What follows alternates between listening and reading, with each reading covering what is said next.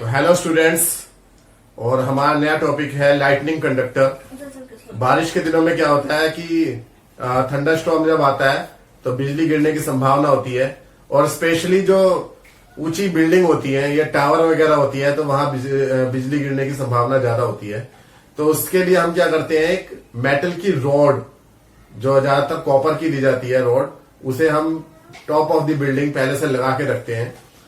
तो ये मेटल की रॉड है, और इस रॉड में भी हो सकता है कि शार्प एजेस वाली 2 या 3 रॉड और कनेक्टेड हो।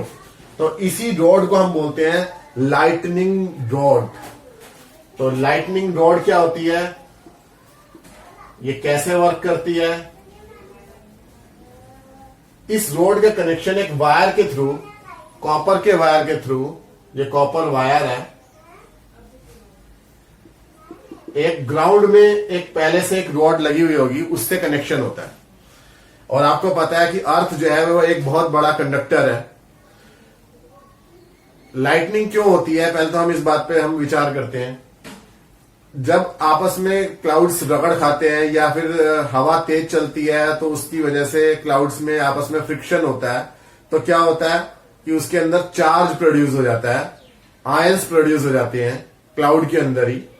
तो पॉजिटिव एंड नेगेटिव चार्ज, क्योंकि वैसे तो आप देखोगे क्लाउड जो है वो इलेक्ट्रिकली न्यूट्रल होना चाहिए, तो इसलिए उसमें जितना नेगेटिव चार्ज प्रोड्यूस होता है उतना ही उसमें पॉजिटिव चार्ज भी प्रोड्यूस होता है। लेकिन आपको पता है कि नेगेटिव चार्ज जो है वो एक्सेस ऑफ इलेक्ट्रॉन्स की वजह से होता है, इलेक्ट्रॉनों की अधिकता की वजह से होता है। तो नेगेटिव चार्ज जो है वो हैवी होता है, भारी होता है।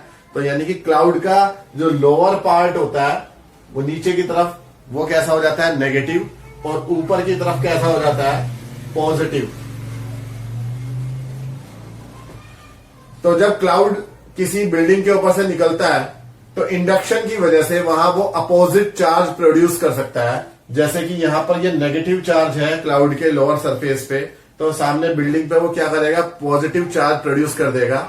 और अगर ये चार्ज डिस्चार्ज हो गया क्लाउड एंड बिल्डिंग के बीच में, तो उसी को हम बोलते हैं लाइटनिंग, यानी बिजली का गिरना। और जब बिजली गिरती है तो आपको पता है कि बहुत ज्यादा हाई टेम्परेचर प्रोड्यूस करती है, क्योंकि उसकी काफी हाई वोल्टेज होती है। और हाई टेम्परेचर की वजह से एकदम से एयर में बस्ट होता है, धमाका होता है, और बहुत तेज आवाज आती है।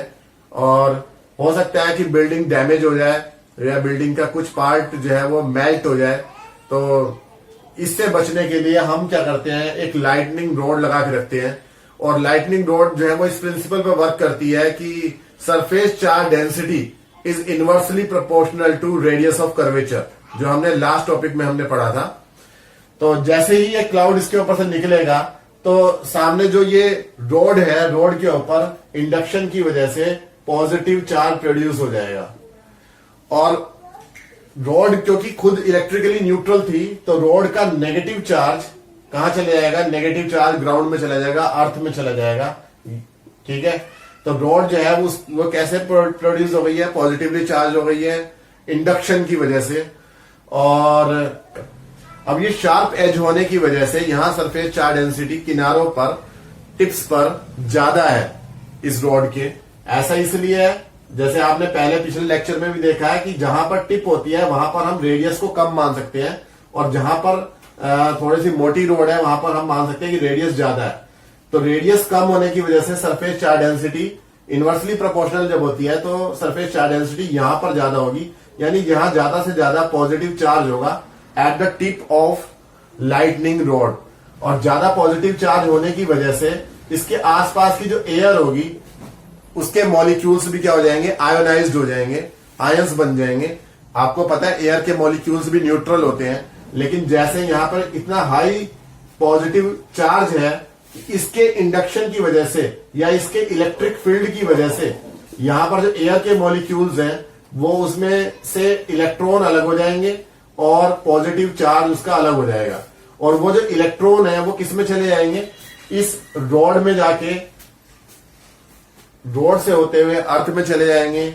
और जो पॉजिटिव आयन बचेंगे एयर के, वो पॉजिटिव आयन यहां पे रहेंगे। और इस पॉजिटिव रॉड और पॉजिटिव आयन में क्या होगा, रिपल्शन, और रिपल्शन की वजह से वो ऊपर की तरफ यानी कि क्लाउड की तरफ ऊपर उठ जाएंगे।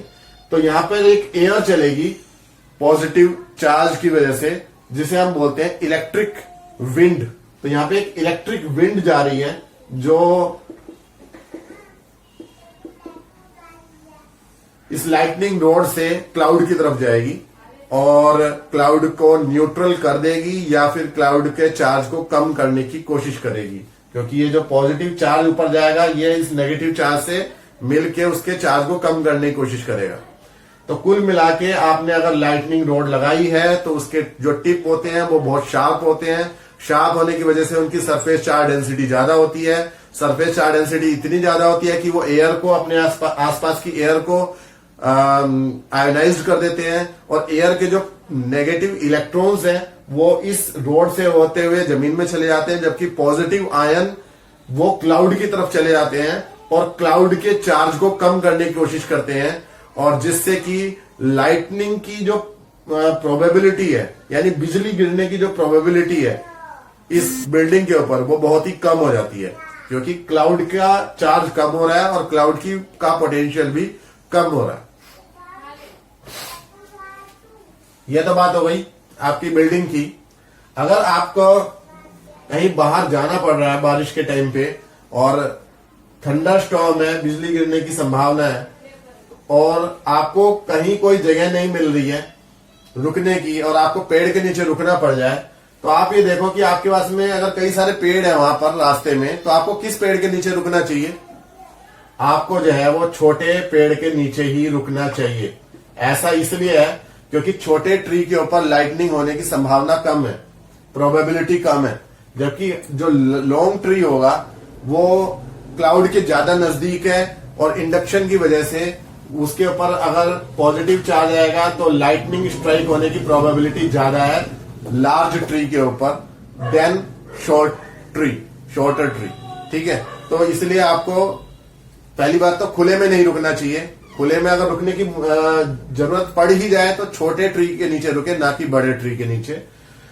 और हो सके और अगर बिल्कुल खाली मैदान हो, घास का मैदान है कि दूर दूर तक कोई पेड़ भी नहीं है, कुछ भी नहीं है, तो आपको अपने घुटनों के बल और पंजों को मतलब हल्का सा टिका के और पंजों के बल आपको बैठ जाना चाहिए जमीन पे, ताकि आप जो है वो ऊंचा पॉइंट ना बन जाए लाइटनिंग स्ट्राइक के लिए। अलग बात, एक और बात है कि अगर आप कार में हैं तो आप कार से बाहर ना निकले, कार के अंदर ही रहें। ऐसा इसलिए है क्योंकि कार जो होती है वो एक होलो कंडक्टर है। अगर आप कार के अंदर है तो क्या होगा, अगर लाइटनिंग स्ट्राइक हो भी रही है बाई चांस, तो क्या होगा, उसका जो चार्ज है वो इस होलो कंडक्टर के अंदर नहीं जाएगा, कार के अंदर नहीं जाएगा। अगर कार की सारी विंडोज बंद हैं और उसके शीशे चढ़े हुए हैं तो वो चार्ज जो है वो यहां से होते हुए, इसके टायर से होते हुए वो अर्थ में चला जाएगा और अंदर बैठे हुए आदमी को कोई नुकसान नहीं होगा। अगर आप कार की खिड़की खोल के बाहर घूम रहे हैं या खिड़की खोल रखी है तो आपको नुकसान होने की संभावना है। तो इन बातों का आप ध्यान रखें ड्यूरिंग थंडर स्टॉर्म। चलो, थैंक यू।